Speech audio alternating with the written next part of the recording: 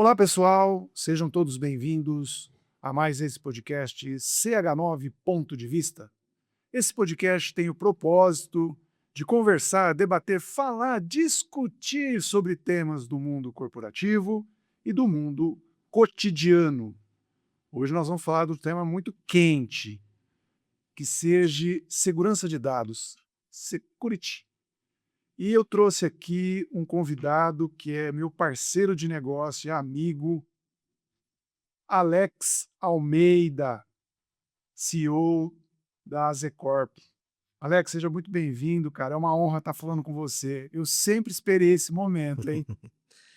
Obrigado, Piazza. Para mim é um grande orgulho, né, receber o convite, como parceiro, Sim, como amigo, e quem sabe aqui tentar contribuir um pouco aí com essa sua jornada, com né. certeza. Vai ser indiscutivelmente um bate-papo descontraído, acho que Esse é o propósito.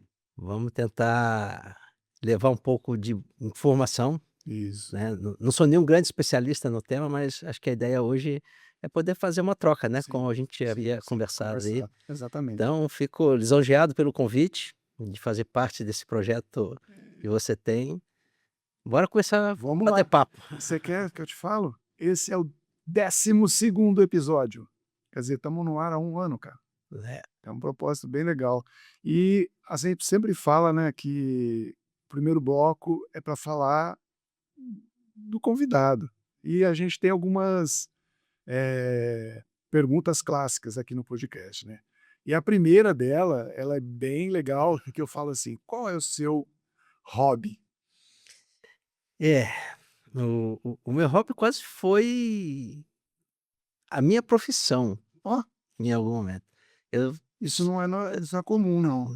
o meu hobby sempre foi futebol, né. Eu tenho uma paixão por jogar Olha, isso futebol, nem eu sabia, cara. por jogar futebol, por me relacionar com Sim. o esporte desde muito cedo. Joguei bola aqui no Comercial de Ribeirão Preto durante 6 anos. Que isso! Passei 2 temporadas no Flamengo, joguei Entendi, olha isso. joguei com algumas personalidades que se destacaram muito, né, no mundo do futebol, Marcelinho Carioca, Djalminha, Leonardo. Você tá brincando? Essa Eh, faceta você não tinha me contado. e Que é legal. algo que Da família ainda toda, né. me traz um prazer, Que legal.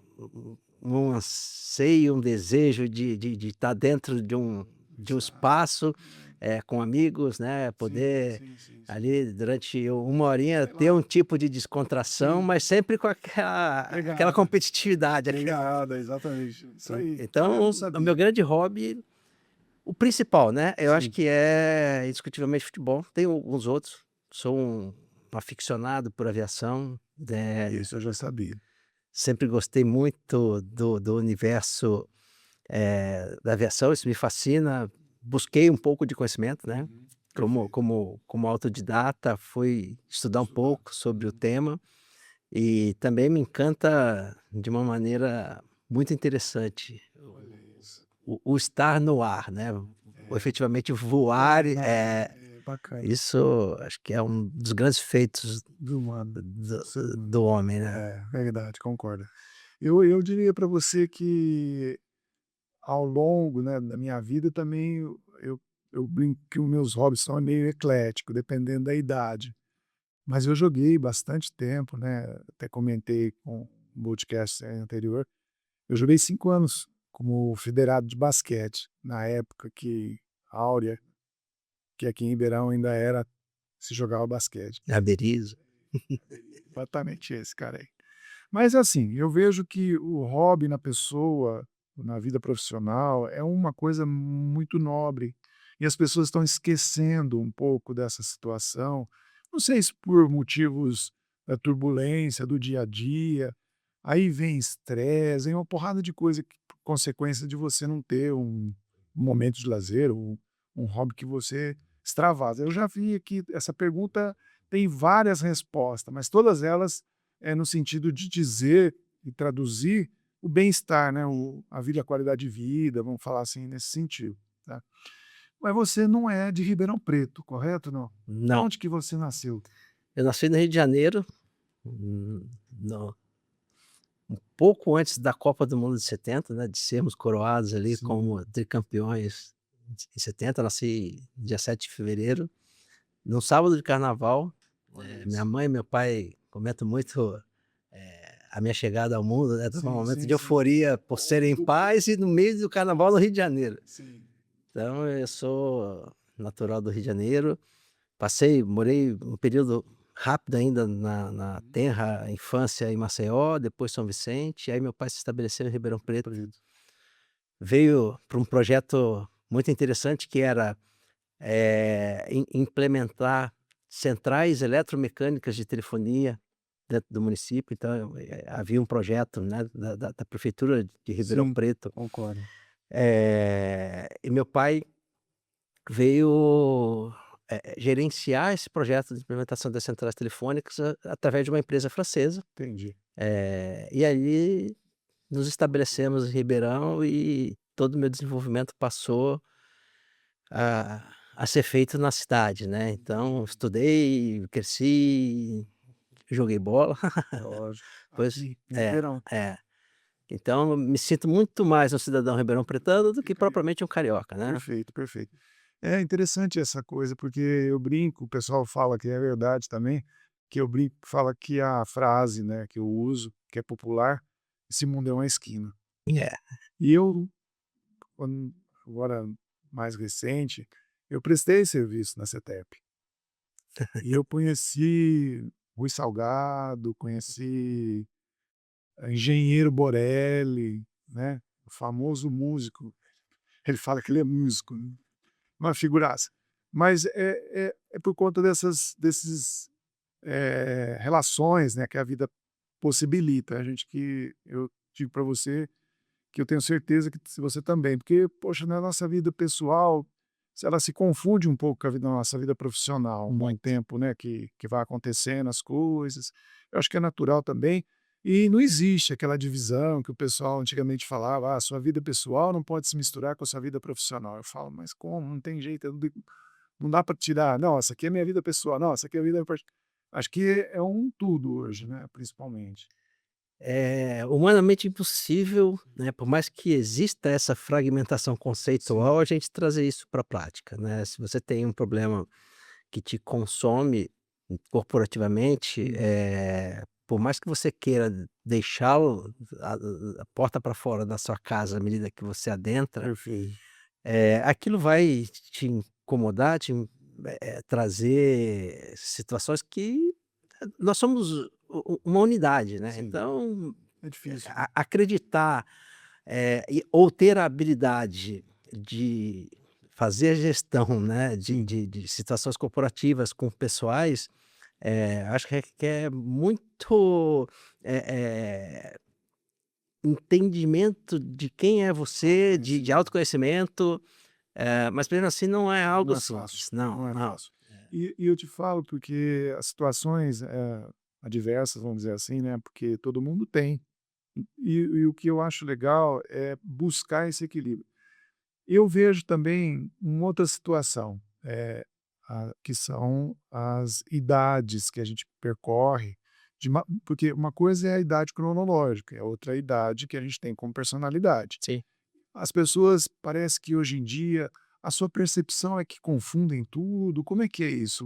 Principalmente você que deve ter passado por várias etapas da tua vida profissional e pessoal para chegar onde você chegou como CEO de uma empresa, né, conceituada. Então eu só queria que você me falasse um pouco do seu entendimento, dos perfis, né, daquele momento que você tinha quando mais, jovem e o jovem hoje, como é que você vê essas 2? Porque jovem é jovem, Sim. mas o jovem você e o jovem hoje, você vê a diferença? Como é que seria isso? Existe dentro do conceito de evolução humana, eh, a necessidade de adaptação, né. Você foi jovem, Ah, tá. você foi questionador, você foi, Aham. inconformado É, com a palavra é isso. situações Aham. que eram apresentadas a você. E à medida que você se para com isso ao longo da vida e faz um retrospecto, né, Perfeito. você identifica perfis.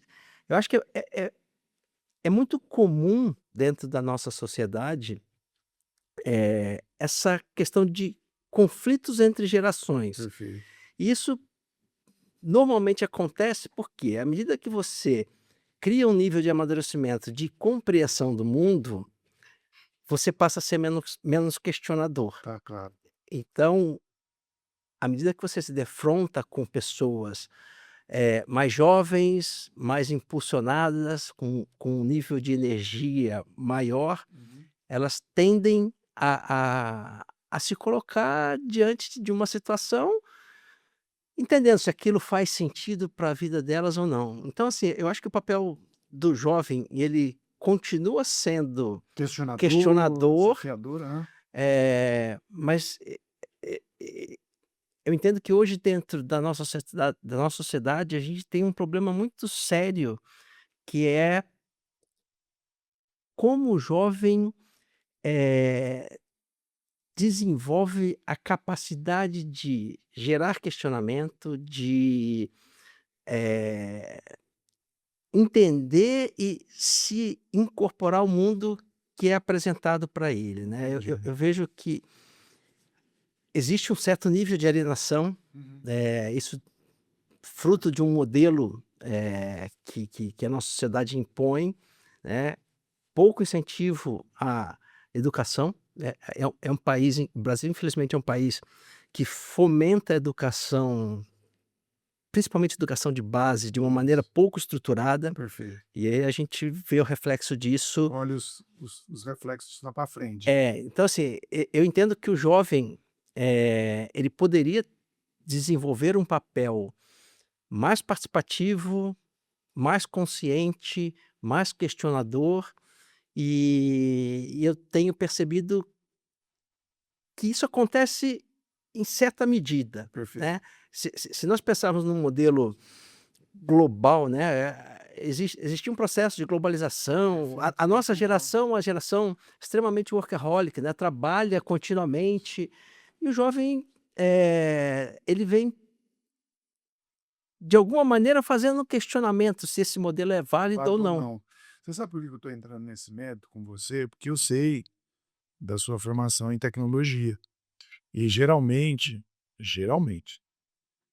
as pessoas que vão para essa área de tecnologia, de TI, elas têm uma pegada jovem, se eu não estiver errado, Sim, né? sim. Porque minha primeira formação foi, eu fui um dia analista de sistemas, mas o que eu quero dizer que essa preocupação de determinados segmentos econômicos, principalmente da tecnologia, que atrai mais jovens, esse jovem está ficando meio inquieto, tá? Sim.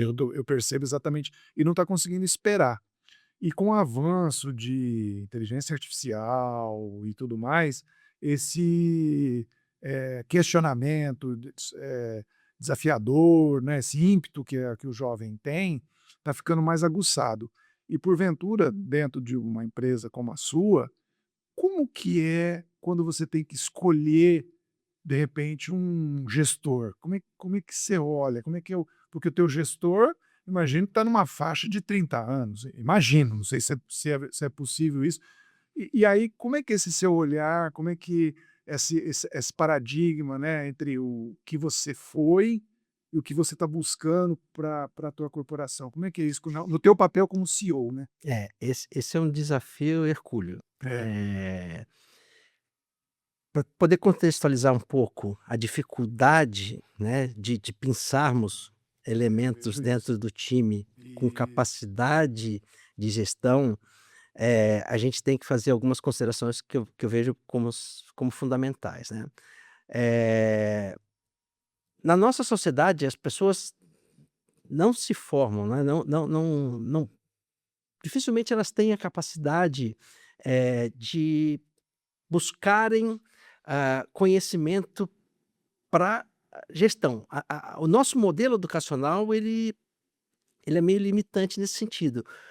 Mas qual a grande dificuldade que eu vejo dentro desse processo como um todo? Primeiro que é uma escassez absurda de mão de obra qualificada, não só para o setor de tecnologia, né. De O forma mundo, de forma geral, ele produz tecnologia, numa velocidade infinitamente maior do que a capacidade humana de absorver e aplicar. aplicar Eu concordo essa plenamente. tecnologia.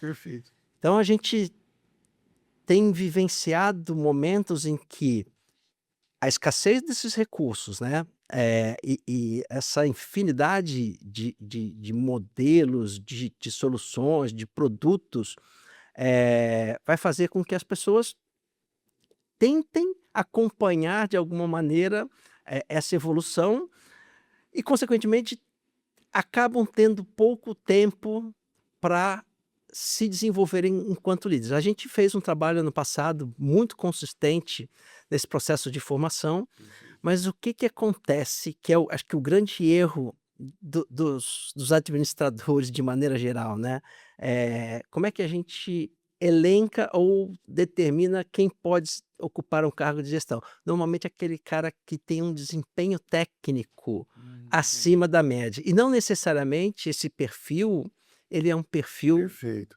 que Você capaz de fazer uma gestão com eficiência. concordo. Você está dizendo mais ou menos assim, tá tentando ver se eu consigo traduzir o que você está falando. Eu gostei da sua colocação.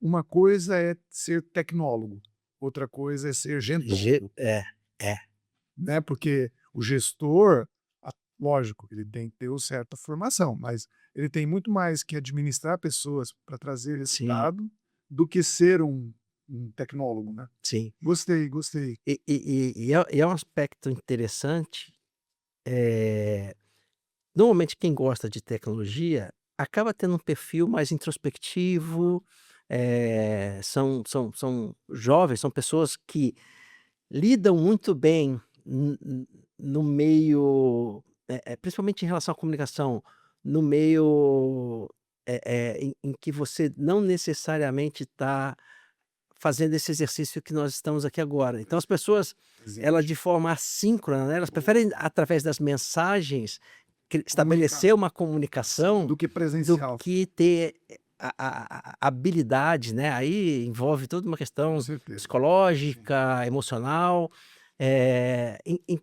e aí você começa a criar situações onde De as bloqueio. peças não vão se De encaixando. bloqueio, Então concordo você plenamente. elenca aquele cidadão como um grande líder técnico, né, com uma capacidade técnica exacerbada, Perfeito. e eu falo: "Vem cá que você vai me ajudar a fazer a gestão do time". Ele consegue fazer uma gestão técnica, mas ele não consegue fazer uma gestão com olhar nas pessoas, Pessoas. olhar indicadores. Cara, como é que eu capacito e dou a esse jovem a condição dele realmente se destacar, eh, com um acompanhamento em alguns indicadores, alguns KPIs básicos ali. Não é? Então é um exercício Difícil. difícil. E dentro desse contexto, você, Alex, você é uma pessoa que se preocupa com segurança? Como é que é isso?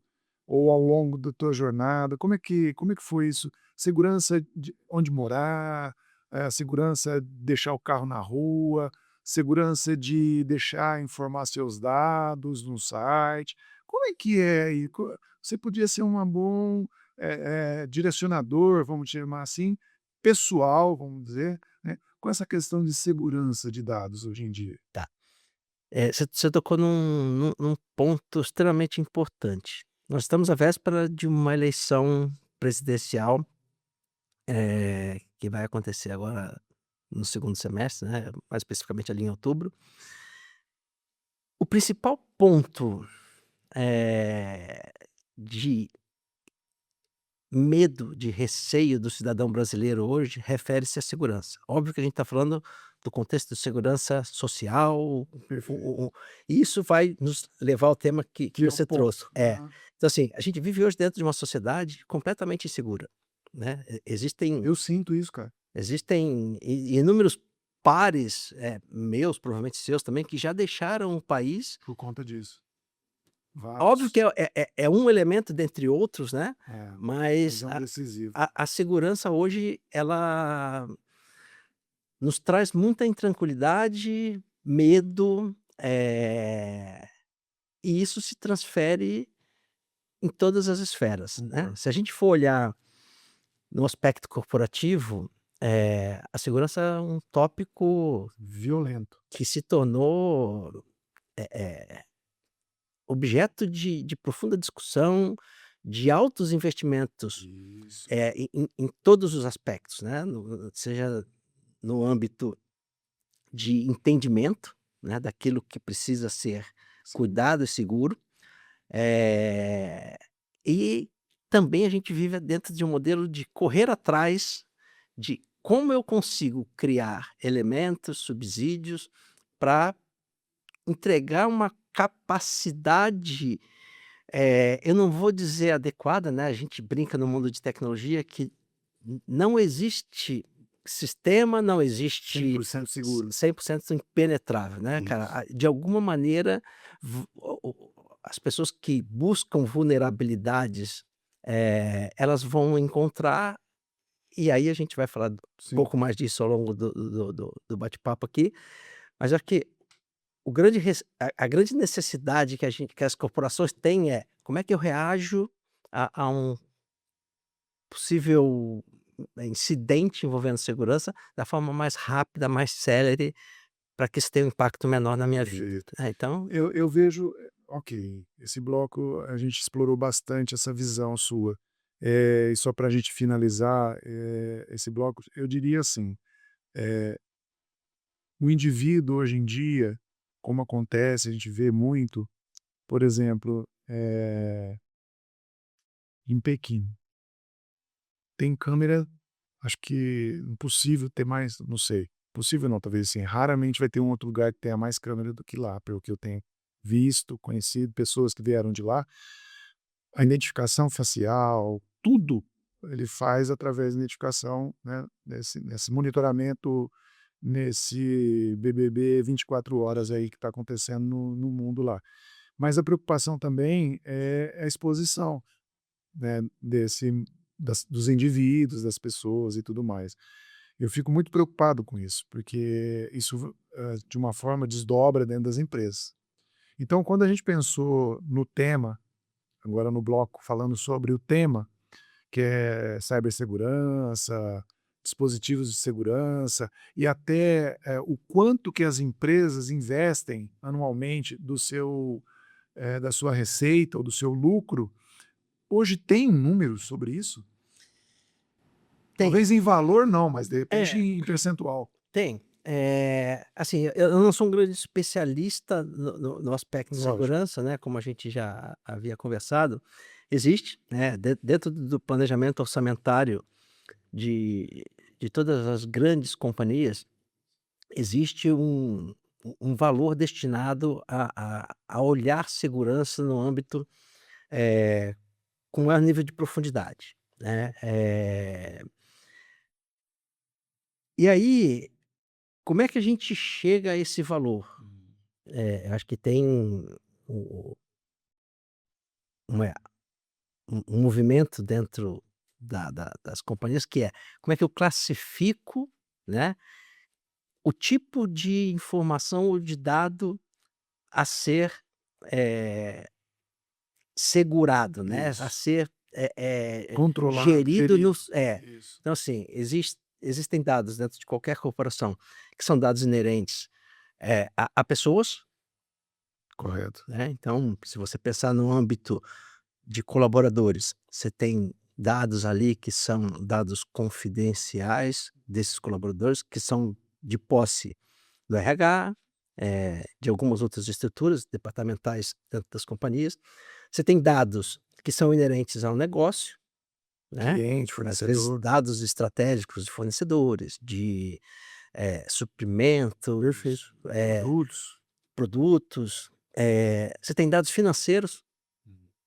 que são extremamente Sensíveis. sensíveis, e muitas vezes, né, são esses tipos de dados que geram um movimento de algum cyberataque. O objetivo Isso. principal é chegar, cara, o que que existe de dinheiro efetivamente disponível dentro de uma estrutura para ser negociado à medida que Houve um ataque. houve um ataque, né. Então, você precisa entender um pouco de cada um desses dados, como eles estão estruturados, catalogados, padronizados dentro da estrutura, para pensar num modelo de proteção efetivamente, né, dentro dessas camadas.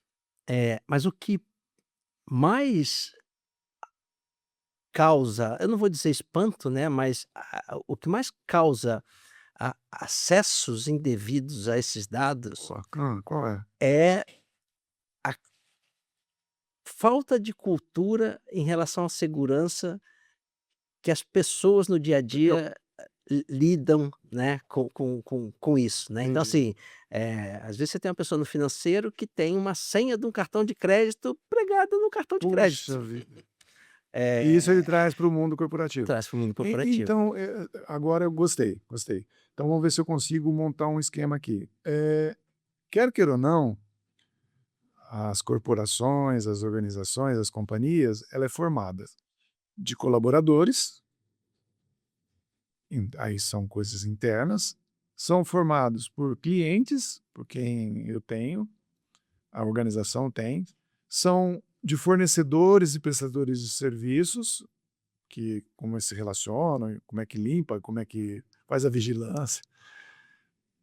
Tem também, de repente, instituições financeiras, tem, governo, que Sim, são dados governamentais, né, nas 3 regulatórios, esferas, né. Aham. exatamente, e tem o bendito, ou dentro da situação, o acionista. Todas essas partes envolvidas estão tendo a preocupação, vamos dizer assim, de serem seguros, assegurados, assim. E a gente pode falar que tem camadas de segurança? Sim, e aí entra um papel importante, né. Existem hoje algumas figuras, né, DPO, CISO, algumas siglazinhas aqui Isso. que desempenham um papel imprescindível nessa jornada.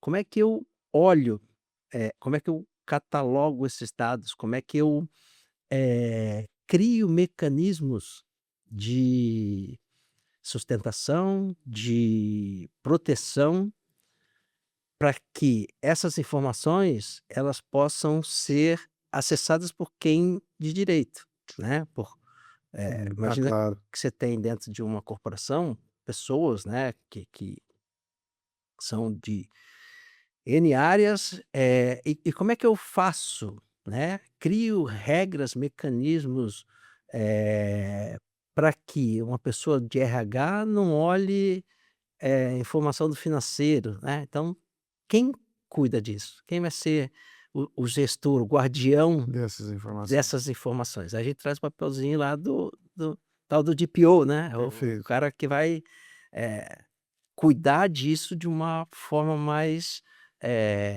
cuidadosa. Dentro das atividades e dos negócios da Azecorp, em que papel vocês atuam aí, como prestador de serviço? É, hã, como eu mencionei anteriormente, a Zecopa não é uma empresa especializada, né, em relação à área de segurança, mas a gente segue em algumas condições que são elementares para que você consiga ser um prestador. E aí eu vou tocar num aspecto que num detalhe que é muito importante hoje no mercado, que como é que eu me diferencio, Exato. né, diante de um cenário cada vez mais exigente, né, Competitivo. cara, as empresas que vão ao mercado buscarem, eh, soluções, parceiros, fornecedores, elas têm tido cada vez mais critérios de homologação desses Perfeito. parceiros. Então, assim, Imagino. à medida que eu prospecto um cliente. Você tem uma situação, assim, que foi bem forte, dizendo assim: "Não, você foi certificado porque você tem isso"?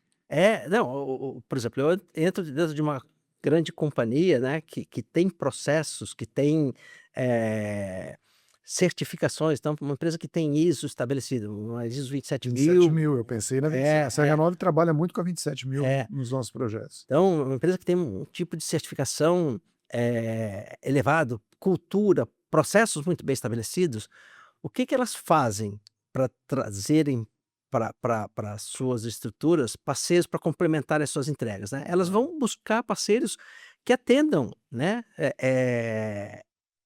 esses elementos que já são instituídos, que já são institucionalizados de uma maneira muito sólida dentro da companhia. Então eles vão enviar um questionário para que a gente consiga ali manifestar se a gente é certificado, quais são os nossos processos, a gente se amanhã e aí vou entrar num ponto aqui que é muito interessante, que a gente eu participei de um evento há uns 2 meses atrás, eh, hoje as grandes empresas, elas já têm constituído dentro de casa um modelo de segurança consideravelmente eficiente, e onde começa a haver brecha para que alguém possa acessar essas informações através de parceiros, fornecedores. Então vamos considerar que uma empresa contrate a Zecorp para prestar algum tipo de serviço a ela. Eu vou Para que eu consiga entregar o meu serviço, eu tenho que me conectar a uma estrutura do cliente. Cara, Interno. eu cuido de banco de Nossa, dados desse cliente. é isso que eu ia chegar nesse Boa ponto. parte das informações dessa empresa, elas residem dentro dessa estrutura. Como é que esse essa empresa que nos contratou, ela tem a segurança de que essa comunicação existente entre a Zecorp E o e banco de essa dados. estrutura deles esteja, muito bem estabelecida ali com os critérios de segurança, isso tem que ser avaliado, existe um processo de avaliação, de verificação, de busca de conformidade, de compliance, eh, extremamente criterioso, extremamente criterioso. Então, a gente do lado, né, da Zecorp enquanto prestador de serviço, a gente tem que seguir uma série de normas, uma série de especificações. E pelo que você está me contando, quais ou quais, pelo menos uns 2 exemplos que você identificou nesse tempo todo, de erros cometidos pelas empresas quanto à questão de segurança? É o que eu falei, acho que quando a gente começou a tocar no tema, de vulnerabilidade, hoje o principal elemento ainda é o ser humano, né. Ele é o causador. Então assim, existe muito movimento,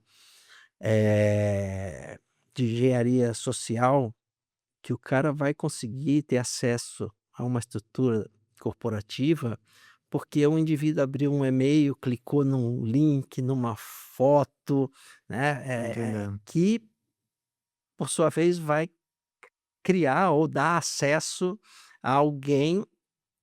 Por quê? Porque culturalmente as empresas ainda têm uma certa dificuldade de fazer essa situação da segurança ser parte da rotina, da Da cultura cultura. das pessoas, né. Então, lógico, todo mundo sabe, né, mas ainda a história do cavalo de Troia. Né. Que isso, cara, nós estamos falando, olha o ano que nós estamos 2026, falando né. sobre isso, uma coisa que foi criada. E quais são os mecanismos para proteção? Olha, hoje são, como você falou, são inúmeras camadas, né. Uhum. Porque As a camada de pessoas é é, a que mais chama atenção, né. quando a gente fala em segurança mínima, né, você vai falar: "Cara, como é que eu protejo um endpoint da Isso, empresa?". boa, boa. Ah, coloca um antivírus, um EDR, eh, vou começar a olhar, situações ainda não de forma proativa ou, de uma maneira, eh, mais, me fugiu o termo aqui agora, mas, eh, como é que eu consigo olhar É comportamento, isso que eu ia né, dizer. dentro da ação do usuário. Então, à medida que eu vou para uma estação de trabalho, você tem algumas ferramentas básicas ali que conseguem trazer alguma visão ainda de uma forma menos proativa do que o ideal. Aí você tem outras questões, por exemplo, link, né? Como é que eu consigo, hoje, com o advento do home office, tem Uhum. muita gente que trabalha de Isso, casa, perfeito. então o cara precisa chegar aos sistemas, aos servidores que entregam os seus respectivos sistemas para cada um Ok. dos usuários. Então, assim, como é que eu protejo isso? Então você vai colocar lá um firewall, vai colocar alguns equipamentos para proteger essa camada de comunicação. Eh, Isso vai crescendo, né, à Você medida que eu então, mas essa medida que você está me dizendo aí, um cara está em home office, ele mesmo que esteja todo, vamos dizer assim, preparado o ambiente, porque talvez um notebook ou sei lá, na estação de trabalho, o PC mesmo esteja da empresa, vamos supor, né, e tem todo o mecanismo de varredura, né, que está escaneando, sei lá o quê, mas fica vulnerável, você deixa aberto, vai no banheiro e volta, e aí como é que vai ser? Se o comportamento dele sair e voltar, deu 3 minutos. 3 minutos acontece um monte de coisa sem querer. acho que Ou eu estou sendo muito alarmista nesse ponto de vista? é é eu acho que esse íntere dele ir ao banheiro e voltar, eu acho que é um momento que talvez não Não traga tem. tanta Uhum. eh é mais em relação ao comportamento realmente de o que é consumido, né. É, Então hoje as tá claro. estratégias de abordagem para cyberataques, elas são extremamente, eh, complexas, né. Você tem desde algo básico que você vai Clica no lugar caminhar, errado. você manda um boleto, né, falando que, Pague o seu você não pagou seu cartão de crédito, então vem um boleto com o símbolo lá do seu banco e tudo mais, e cara, você clica, abre aquilo e isso pode se tornar uma brecha, para que alguém tenha acesso a alguma informação ou pessoal ou corporativa, né. talvez não traga dano financeiro, por exemplo.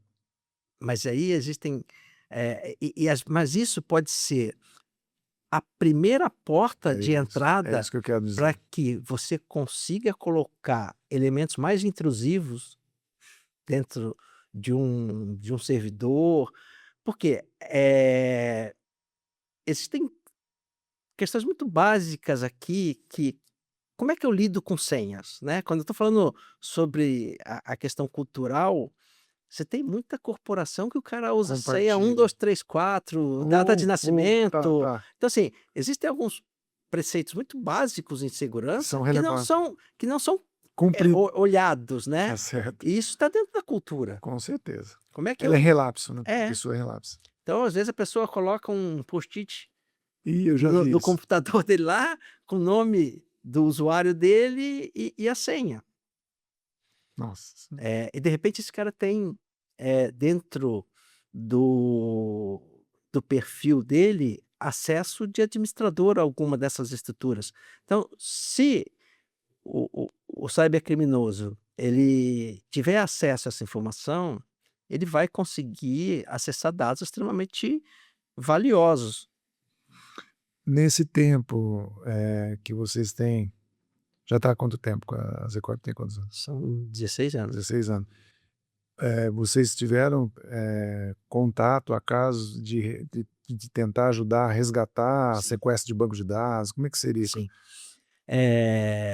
A Assecorp em específico, ela até vou voltar alguns passos Ótimo. atrás, né, em 2014, a Secop, né, é uma empresa especializada ali à época com banco de dados, né, a gente muito especialistas, na implementação, na gestão de Isso. estruturas de banco de dados para o mercado, a gente entendeu que havia espaço para a gente falar sobre infraestrutura. Muitas vezes os clientes nos questionavam e falavam assim: Sim. "Ah, eu preciso de um storage, eu preciso de um servidor, eu preciso de um antivírus". Aí falou: "Isso aqui foge um pouco do escopo da Zecop". Então a gente criou uma outra empresa, na época, a BS4IT, trouxemos alguns sócios que são bastante especialistas no tema, e a partir dali a gente começou a a olhar isso de uma forma bastante criteriosa. A gente vai ter que dar uma pausa, porque eu acabei perdendo a linha de raciocínio. Como é que foi a pergunta mesmo? Foi mais ou menos o seguinte, dentro desse contexto, né, que a gente está falando, como é que vocês ajudaram no Ah, resgate de um banco de resgate. dados? É.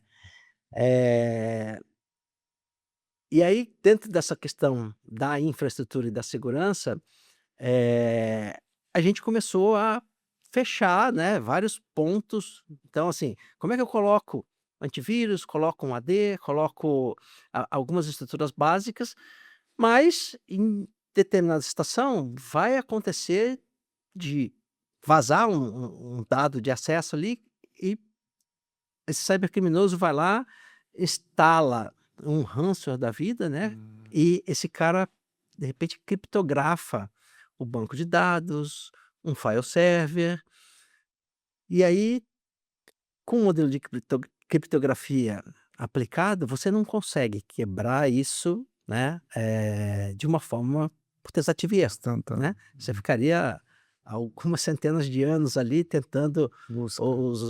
encontrar uma chave para quebrar uma criptografia com uma quantidade de bits ali que, demandaria muito tempo. Então, o qual é o modus operandi normalmente? Esse cybercriminoso, ele manda uma notificação informando assim: "Olha, você vai receber, óbvio, na tela, na hora que você for abrir o seu sistema ali, vai vir uma notificação de que aquele dado ele está comprometido, né, ele foi criptografado, e aí ele pede um resgate. Esse é o meio operante. É, através do dessa iniciativa, aí você muitas vezes é obrigado, né, se você não tiver uma forma, onde você consiga ter um backup, desses dados armazenados, em um local fora da empresa, né. A gente fala muito hoje em mutabilidade, Isso.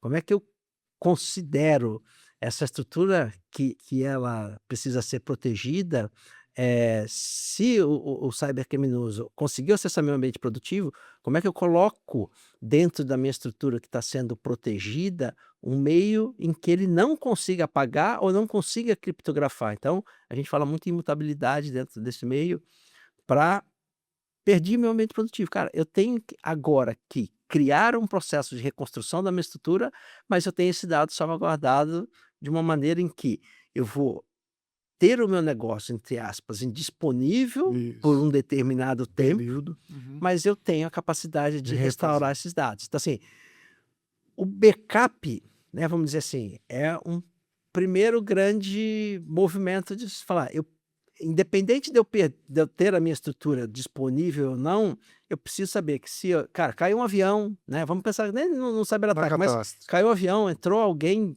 dentro da sua empresa, levou seu servidor embora, ou seu ambiente está na nuvem, de alguma maneira, as pessoas acreditam muitas vezes que pelo fato de terem contratado uma cloud, elas têm esses dados protegidos e salvaguardados. Não, Não é verdade.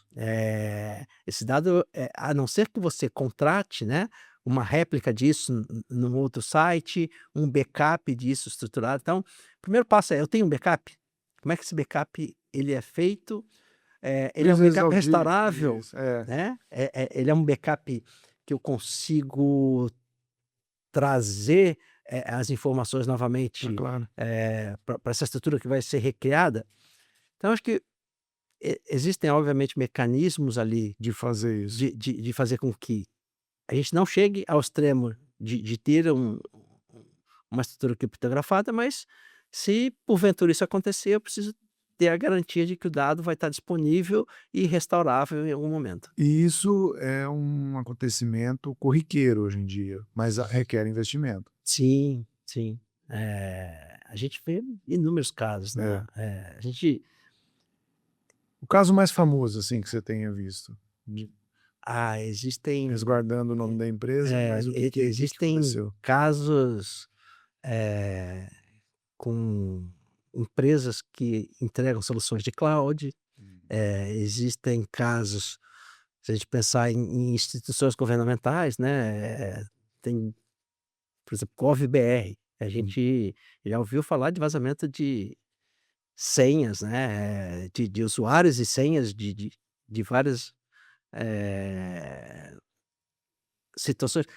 E aí, né, hoje a gente tem o respaldo de uma legislação que Também. prevê, né, Uhum.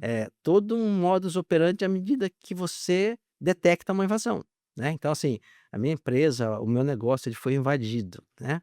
Como é que eu o que você falou, pô, tem grandes empresas que você vai ter que comunicar isso, né, para acionistas, para o Com mercado, certeza. para o consumidor.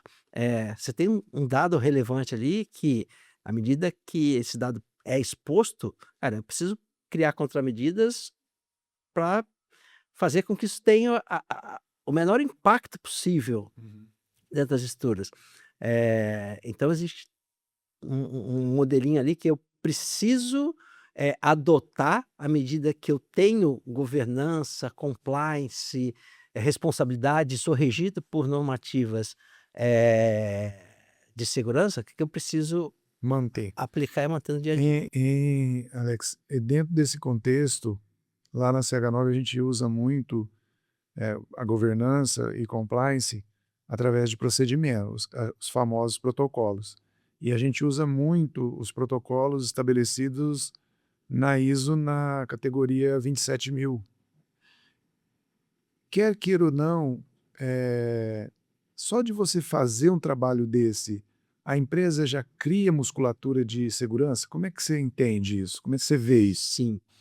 Eh, Hoje a nossa relação de consumidor, ela tem se Hum. tornado cada vez mais exigente, Exigente, a né. palavra é essa. Então assim, eh, eu, Alex, à medida que vou fazer uma compra online, eu tenho alguns critérios, pra observar na hora de realizar essa compra, né. Então é um site certificado, ele tem, eh, é uma empresa que investe, né, que tem ferramental, tem conhecimento, cultura, porque eu estou colocando informações que são extremamente sensíveis no sentido de risco. À medida que as empresas se manifestam e entendem que segurança não é mais só um centro de custos, que Isso, e você começa a levar a empresa para um outro patamar no patamar. mercado, Uhum, perfeito. né. Então o consumidor ele passa a olhar, eh, como eu vou me relacionar com essa companhia? Se porventura você descobre que um banco sofre continuamente Ataque. ataques, cara, eu não vou Abrir abrir uma contas. conta ali e ser cliente desse banco, né. Uhum. Então eu vou procurar uma instituição que me traga, eh, subsídios de que eu tenho as minhas informações preservadas, existe segurança. Então assim, quais são os múltiplos processos de segurança? Então hoje, quando eu falo, você vai, eh aí eu tenho um outro elemento importante que a gente fala em segurança, que é um múltiplo fator de autenticação, né. Eh, Esse movimento em uma série de aplicações hoje, ele é passível de ser feito, e o que que é isso? Eu vou fazer com que o meu acesso àquele sistema, ele aconteça com 2 É autenticações. Então isso. eu digito uma senha, para confirmar que sou eu, o sistema vai mandar uma informação para mim, Perfeito. e fala assim: "É você mesmo? Confirma isso para mim". Então ele vai, através de um outro canal, te mandar um número ali, uma chave, Para e você você vai fazer certificar. a Você validação. sabe que isso é uma experiência que eu tive recentemente. Até no primeiro momento, eu xinguei, fiquei bravo, né?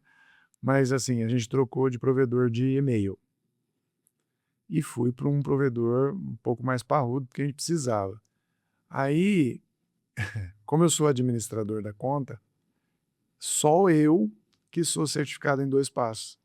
Aí eu falava: "Gente, mas caraca, você está me botando mais uma trava". Ele falou assim, desse jeito.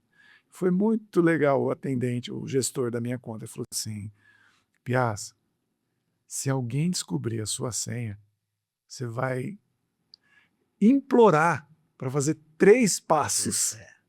Porque eu pensei, né, falei: "Olha, É, mas os meus", eu pensei muito mais nos meus consultores, de fazer 2 checagens do que eu. sim, Aí eu falei: "Não, espera aí, esse cara tá falando uma coisa", por mais, interessante e ágil e seguro que eles falam que é, nas contas, sem o administrador, mas faz todo sentido, você sim, concorda? sim. Porque é uma condição que isso, um ponto que eu gostaria de trazer então agora para a nossa conversa.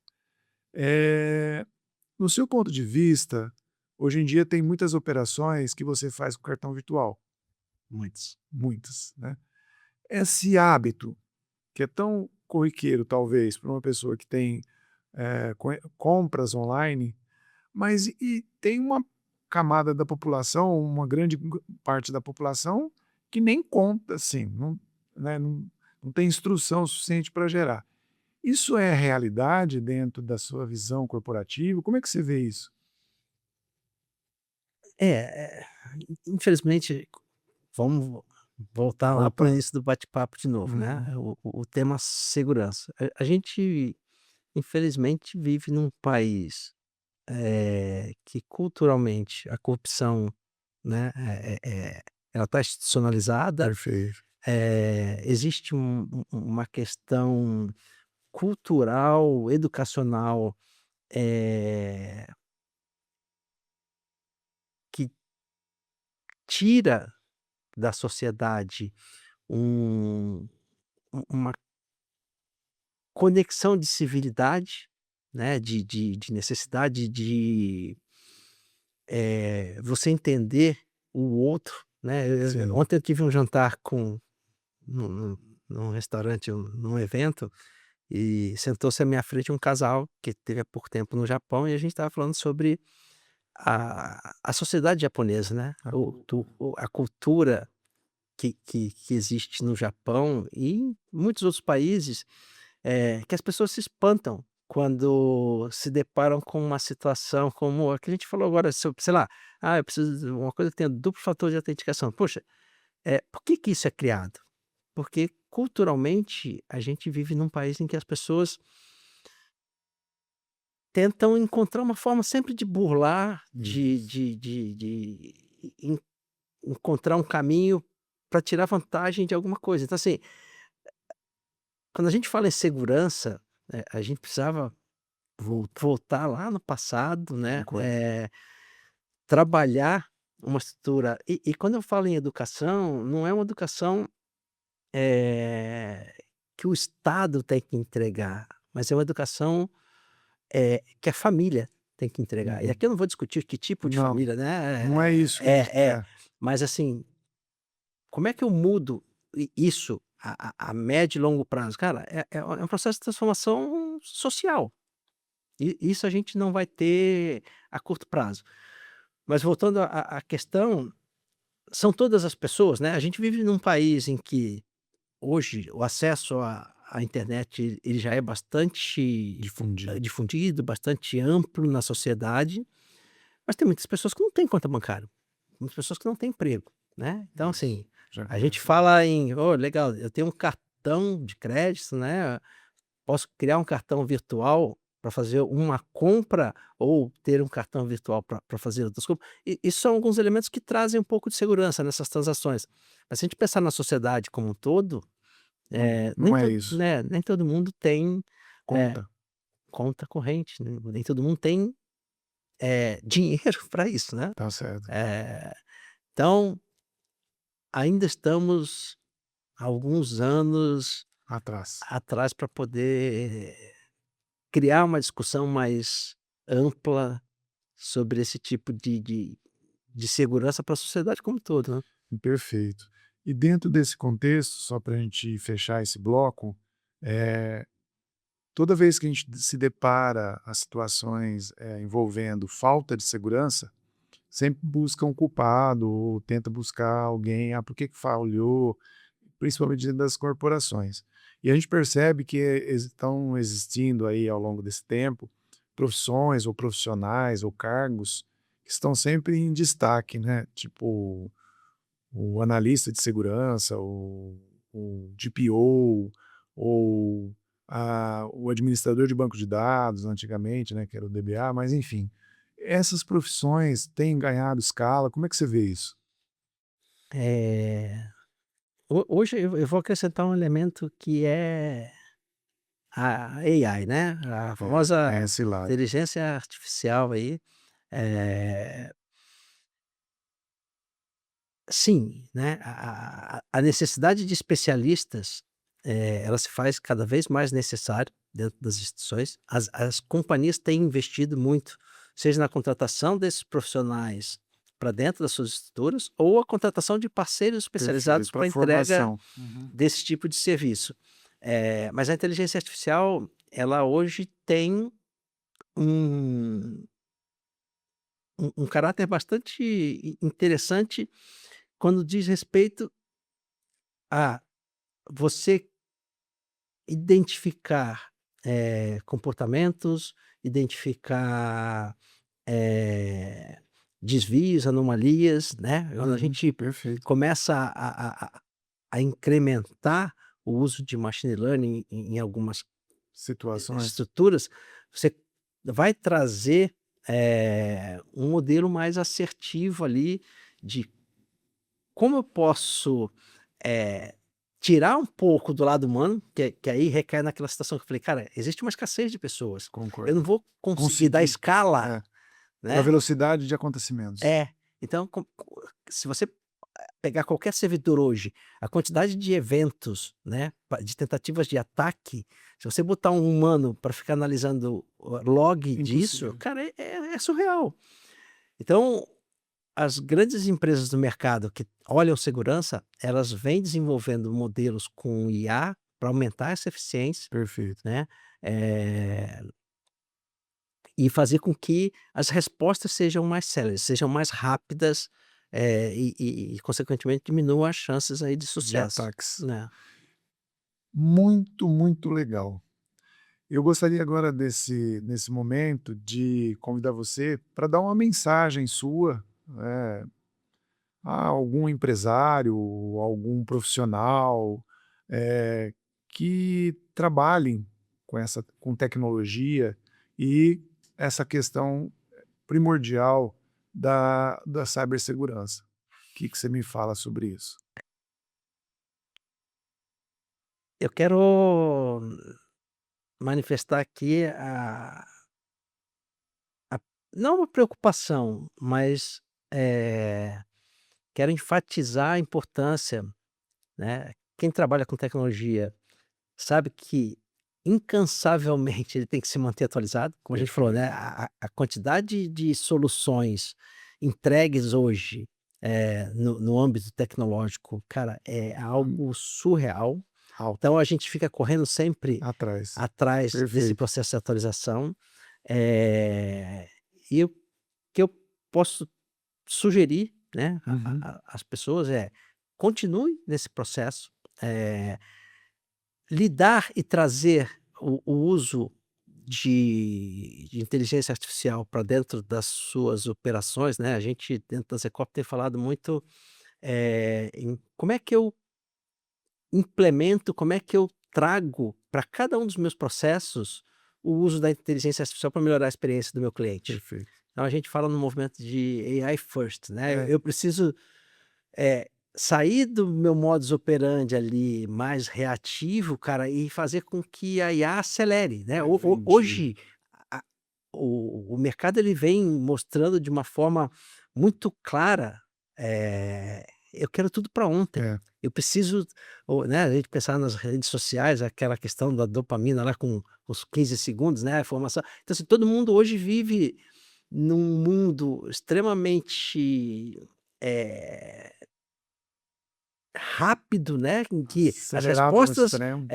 a necessidade de estar sempre disponível, como é que a gente consegue, né, conciliar tudo isso para que você tenha vida?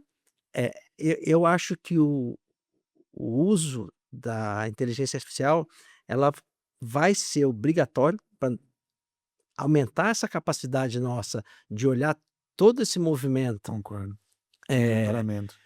e trazer um pouco de Qualidade de vida. qualidade de vida, né. Como é que eu Perfeito. automatizo, como é que eu crio situações no dia a dia Tá certíssimo. para equilibrar tudo isso. Cara, eu quero te agradecer imensamente esse bate-papo, só que nós temos um prazo e um tempo. Então, muito obrigado, Alex, por você estar compartilhando a sua experiência com a gente aqui. Acho que foi fantástico, né, nesse tempo que a gente propôs fazer. E a gente está sempre aí à disposição e vamos falar mais sobre isso, tá bom? Tá. Sou grato, né, mais uma vez aí pelo convite. Como eu falei, a minha contribuição com o tema, ela é consideravelmente superficial, não sou um grande especialista, mas eu fiz questão de vir pela Perfeito. amizade que eu tenho, Sim, aliás, pelo carinho, né, em ter sido convidado para participar desse espaço, bastante relevante. perfeito. Eh, Fica à então vontade. agradecido, espero ter contribuído de alguma maneira com meu raso conhecimento sobre o Pode ficar assunto. tranquilo quanto a isso, tá certo? Muito obrigado. Obrigado, Piazza. Pessoal, então, nesse 12º episódio, eu convido a todos vocês, assim que tiver disponível o episódio nas nossos canais, redes sociais, que compartilhe, divulgue, comentem, deixe seu like, para a gente é muito importante. E eu só tenho a agradecer a todos vocês. Muito obrigado.